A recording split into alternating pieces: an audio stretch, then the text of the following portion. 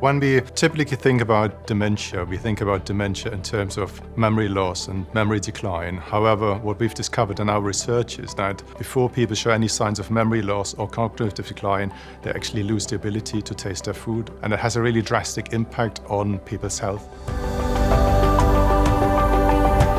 So the solution that we are currently developing is what we call the tasty spoon. I've got an example here with me.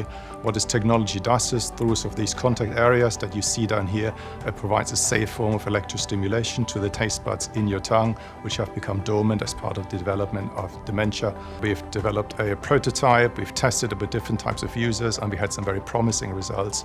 And we are now at the stage where we need to develop the prototype into a commercially ready product. And FerretWorks is really essential in helping us to make this transition, so we then can sell this product in the market. So we hope that Tasty Spoon will change people's lives. It will bring back the joy to people eating their food. It will hopefully enable people to develop a healthier diet and live a longer and more joyful life.